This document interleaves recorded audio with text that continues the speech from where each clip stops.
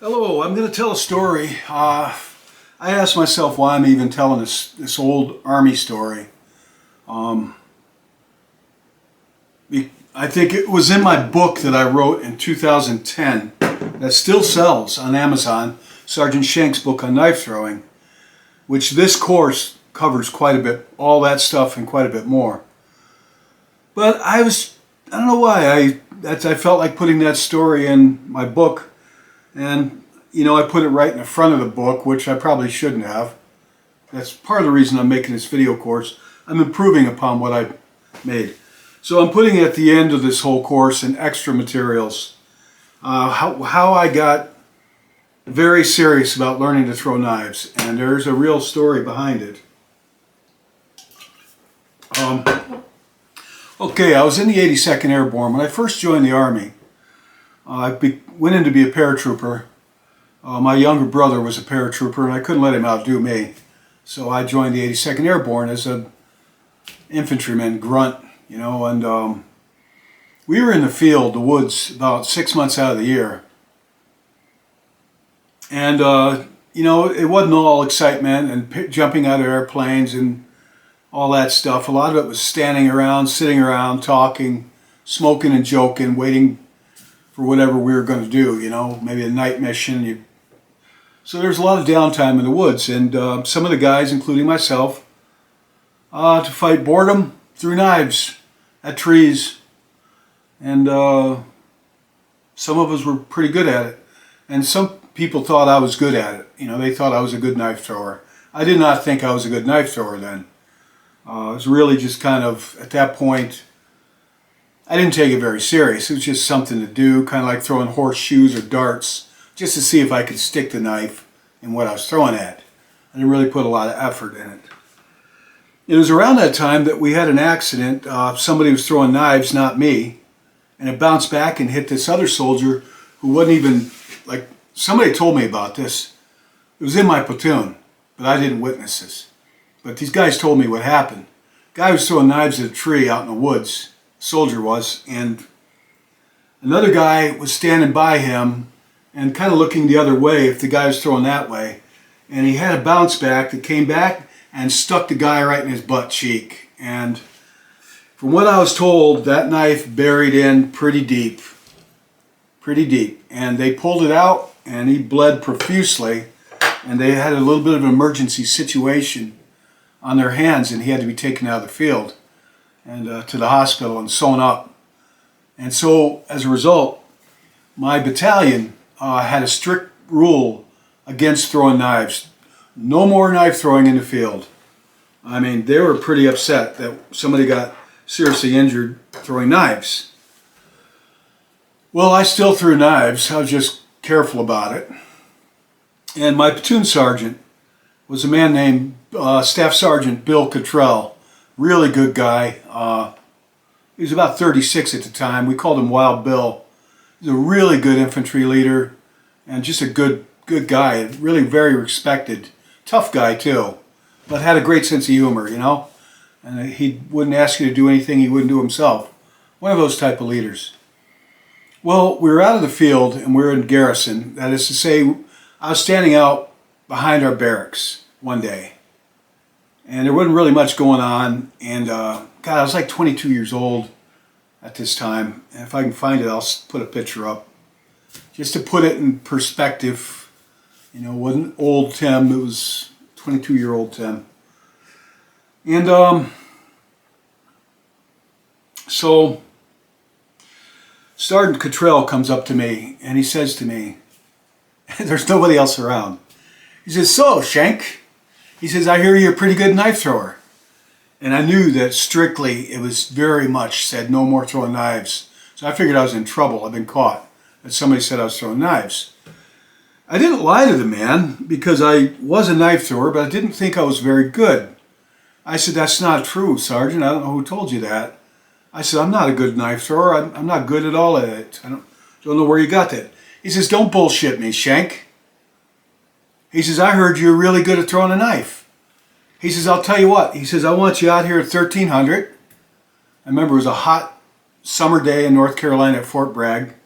is you be out here at 1300 with your throwing knives and show me what you can do.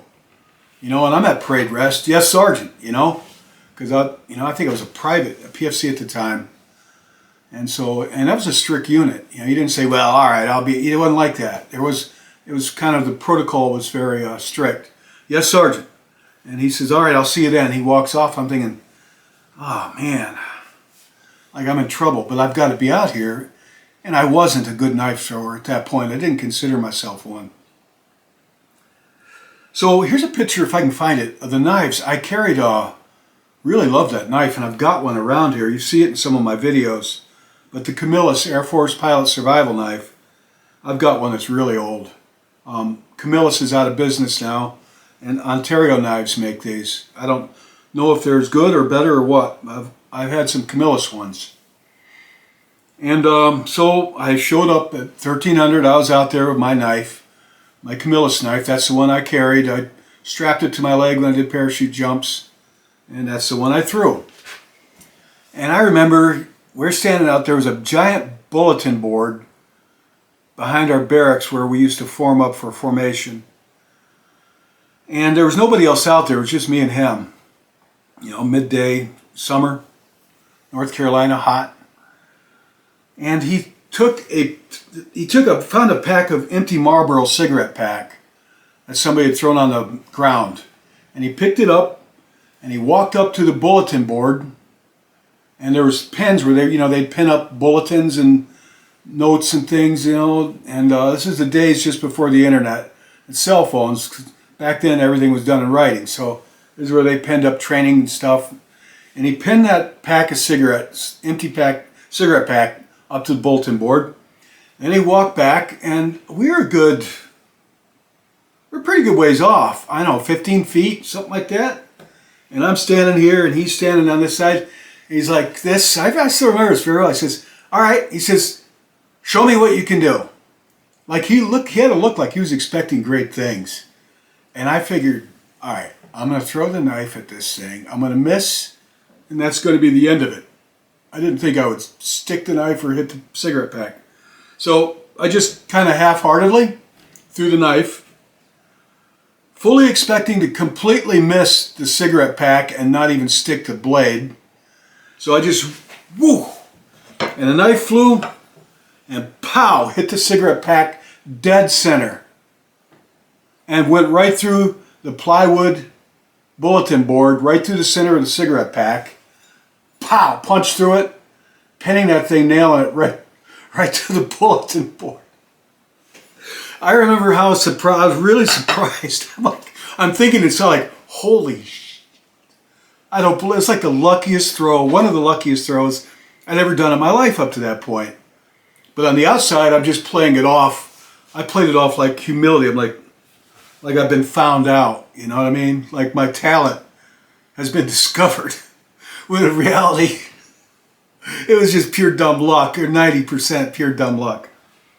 He was mad. He says to me, he says, he got right in my face, and I'm at parade rest, you know, which you're supposed to do. And he says, don't you ever lie to me again about your skills. He says, you can lie to your friends all you want about what you can do, but don't you ever lie to me again. And he was mad. He really was. And he could be a scary person. Yes, Sergeant. And he says, from now, he says, you're the new platoon silent sentry takeout man. And he said, don't ever lie to me again. And he walked off and left me standing there to collect my knife, stuck right through that board. And I'm thinking, silent sentry takeout man. And I'm in a paratrooper unit that, you know, gets called up. America calls him up for all kinds of things, conflicts, things you don't even hear about on the news. Some of them are a little clandestine. And I thought, this guy's crazy enough to order me to do that. If we were in a combat situation, you know, order me forward to take out somebody quietly by throwing a knife at him. He would do it. I thought about it, and I thought, I'm in trouble. Because if he orders me to do that, that was, you know, I thought, I better get serious about this. I better get good at throwing a knife. I actually had a pretty good reason at that point to really try hard to learn how to throw a knife. So that story was kind of what got me more into knife throwing for me. And fortunately for me, I never had to do that. I know there's some people that say that. I'm glad I didn't have to. I am. I thank God I never had to do that. I wouldn't have told anybody that then because you're supposed to be tough, but honestly, yeah, I would have. I probably would have given it my best anyway. I signed up for it, but thankfully I never had to. So that's my story, my knife throwing story in the Army, one of them. And I got better at throwing. I remember there was a guy in our platoon that was really good at throwing knives, better than me. And we palled around a lot in the field throwing together, so it kind of helped. But all in all, I had to learn it on my own. And everything I present in this course is all of it, 100% of it. It's just things I learned on my own through the years. So there it is. Silent Sentry Takeout Man. Thank you. Take care.